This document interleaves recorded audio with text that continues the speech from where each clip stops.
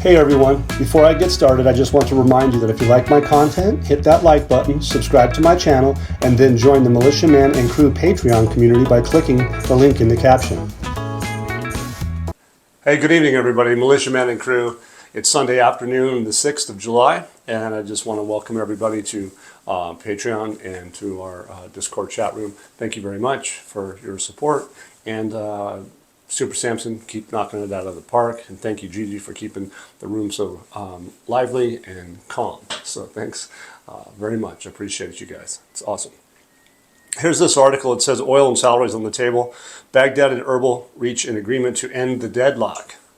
And it says the dialogue between the two sides has reached very advanced stages, with the final touches currently being put on a draft final agreement. It says if the final draft is approved within the next few hours, this is today, the federal cabinet will ratify it during upcoming session on Tuesday, after which salaries will be officially dispersed. So that's pretty powerful. It says also salaries will be resolved and outstanding financial disputes will be additionally resolved. Let's see if they get this resolved, because it's taking a long time. They've been bouncing back and forth far too long. But this is primarily what's in the news today. Regional salaries threaten al-Sudani's popularity in Kurdistan. It says the issue is purely technical and depends on the extent of the regional government's commitment to handing over oil and internal revenues and fulfilling its legal obligations to Baghdad. It says the ruling parties in the region have worked to create the impression that al-Sudani does not want to send salaries, but that he cannot circumvent the law and stifling financial crisis, which could push him into a crisis with the Shiite blocs. There's more to this, but I'll get there. Al-Sudani cannot win Kurdish support on the issue of a second term through salaries alone, for instance, because in return he might lose the coordination framework. So he's in a precarious situation. If he goes one way, he's the bad guy. If he goes the other way, he's the bad guy. So what did he do?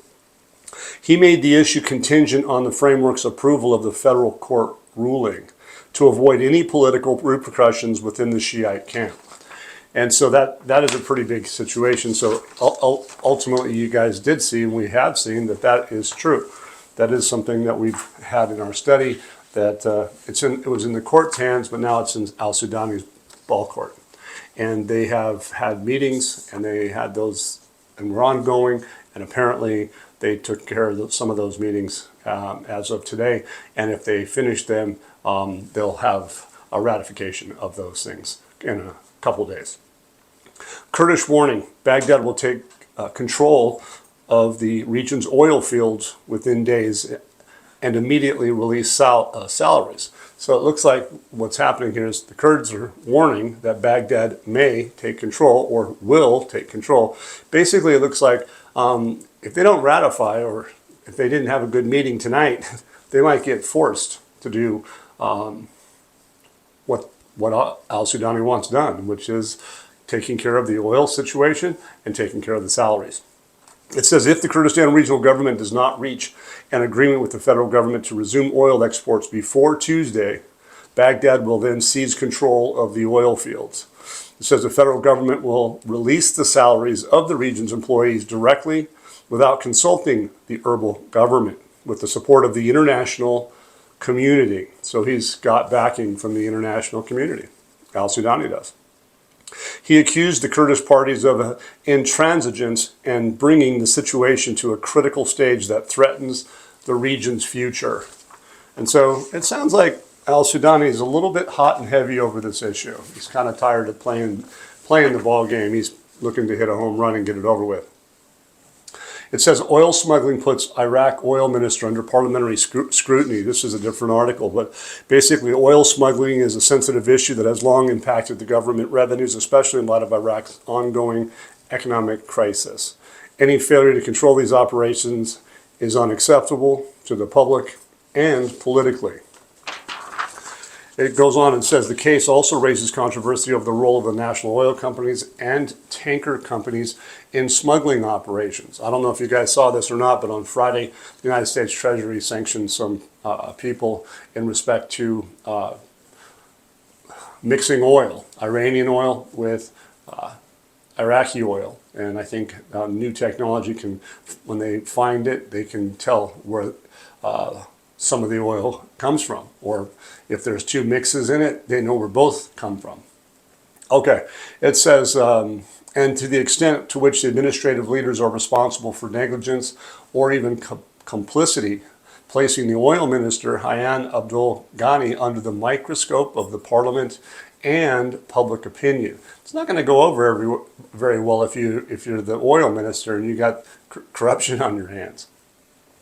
It says discussions are expected to escalate during this event with calls for comprehensive investigations and identification and prosecution for those that are involved. And there's a little bit more to the story, but it sounds to me like that problem has been going on far too long. Smuggling is a big issue, and skimming money from salaries and doing all these nefarious things needs to come to an end. And it looks like there's probably some focus in on this, and we'll see this a little bit later, on anti-corruption. And so, Kurdish party speaks of golden opportunity to resolve oil disputes with Baghdad salaries and will be secured.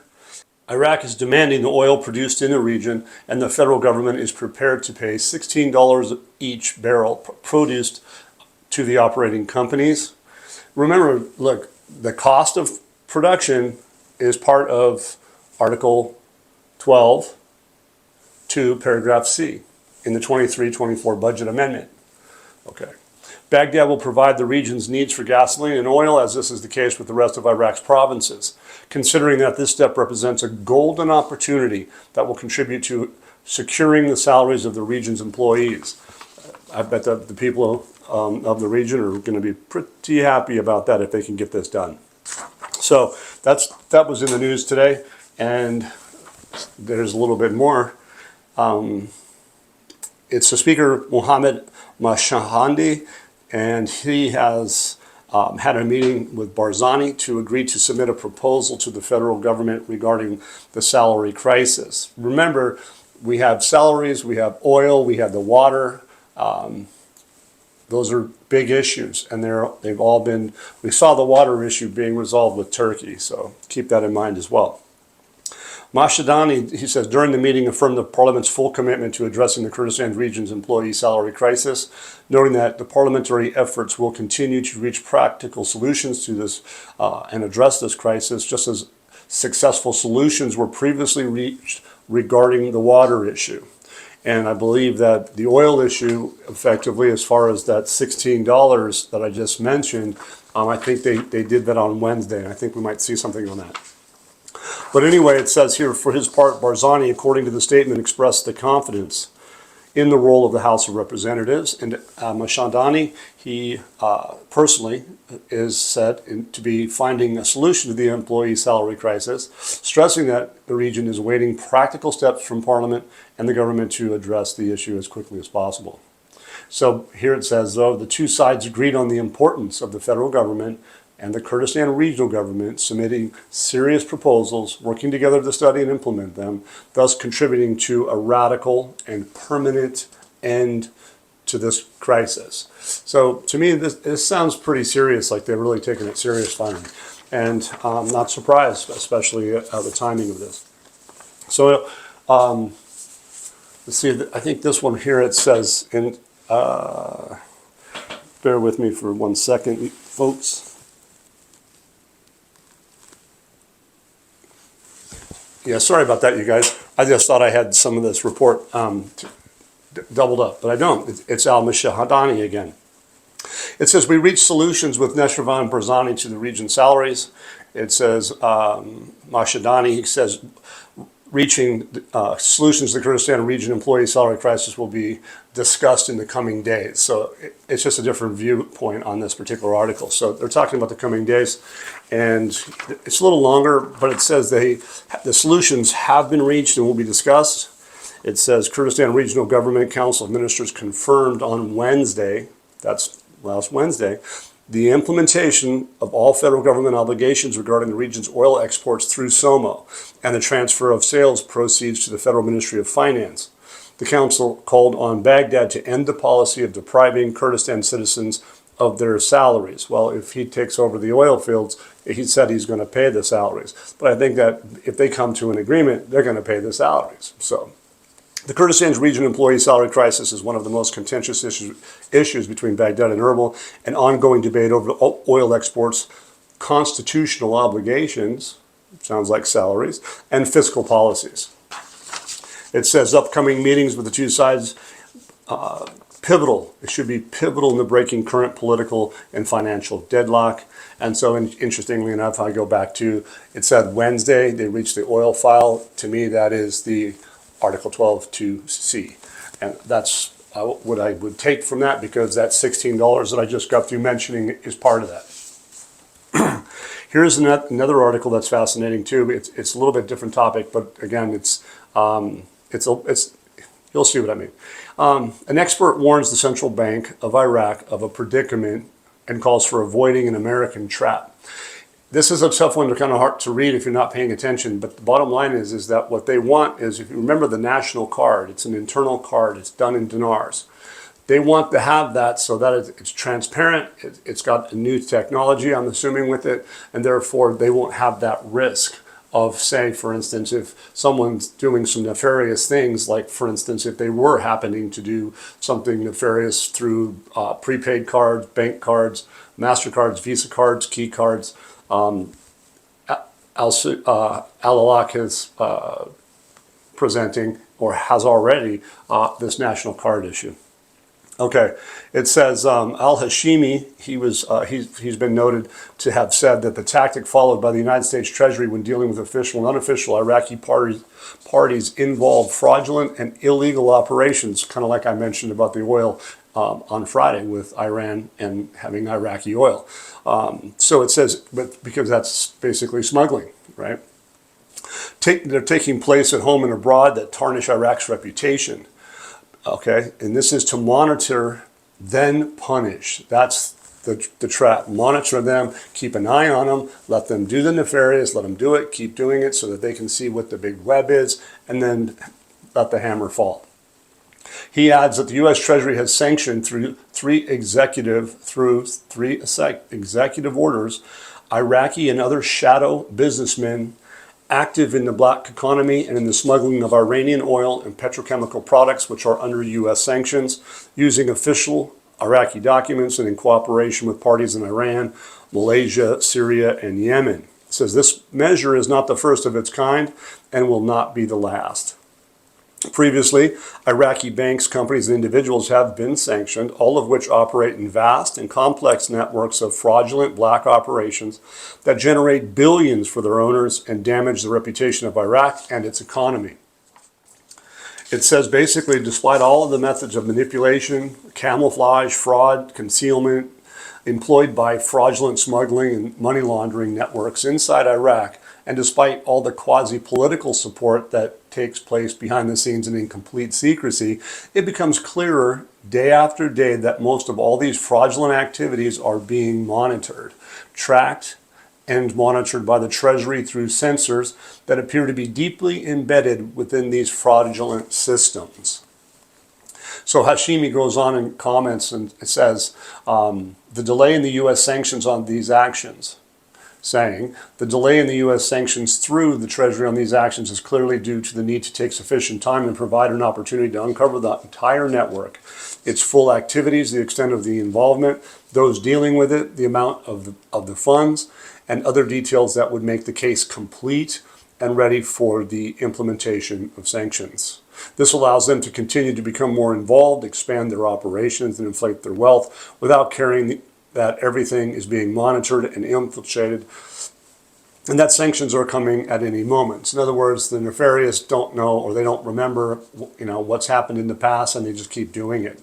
Okay, so he goes on and says that the National Electronic Payment Card System, recently announced by the Central Bank of Iraq, saying that it has not been rejected or opposed by the United States Treasury, as if the Treasury wants to open the door to monitoring how the new system will be used and will attempt to exploit it to circumvent controls and subsequently fall into the trap of the U.S. sanctions. In other words, if people are playing games, they'll fall into the trap. Anyway, let's see how that goes. But it says, Hashimi calls on the Central Bank of Iraq to be more cautious this time, learn from what happened previously, fully fortify the new system. That's the system. Fortify it, make sure it's working properly, and raise the level of compliance and internal oversight to the highest levels so that it does not fall into the trap of American monitoring and sanctioning as a result of the incorrect implementation of fraudulent exploitation of its new system. So he's giving a little bit of a warning to the central bank. Do it right the first time. I think Iraq's got that covered. It says the National Electronic Payment Card Project is an additional local option used exclusively within Iraq and in Iraqi dinars. It does not cancel or restrict existing international cards such as Visa and MasterCard. The project aims to reduce payment costs, enhance financial inclusion, diversify options for the public, provide national cards to all institutions and segments within Iraq, while international cards remain the primary means of spending dollars or other currencies outside Iraq and for purchases via global websites. To me, they seem that they're driving home the new national card for use in dinar internally is active and does not cancel out the use of Visa and MasterCards. That's what I get from that. And as well as doing transactions for purchases in dollars and other foreign currencies via global websites. That's exactly what you should take from that. The citizens have a national card for internal use in dinar. That's just like us in the United States. When you go buy a candy bar, you buy a Snickers bar, you buy some M&Ms. What do you spend? You spend dollars. I used to know when they were like 5, 10 cents a bag. But anyway, this is a mechanism of growing financial inclusion and reduced note counts. I think you guys, if you caught that, these cards that they use are reducing the note count, which in effect, in my view, and I think if you do some research, you'll find that I'm probably right, that is something that will benefit in a time of a redenomination or a revaluation. And I think in this particular case, we're going to see something to the effect of, I'm sticking with the drop of 3 zeros, and then they will apply a real effective exchange rate. That's where my view is. It's just my opinion, and I'm not giving investment advice to run out and do anything like that, you guys. I'm just telling you what I know. I'm giving you the information because I'm not a professional advisor. But this is a very good study, and you guys, read the tea leaves. Enjoy. Have a good weekend. And again, if you like my content, like and subscribe if you can. And please join me again. Have a great afternoon. Once again, guys, don't forget to hit that like button if you like this content. Subscribe to the channel or join us at the Militiaman and Crew Patreon community for even more exclusive content. You can also donate to this channel by hitting the links in the banner to help keep this page up and running. Your generous support is greatly appreciated as always.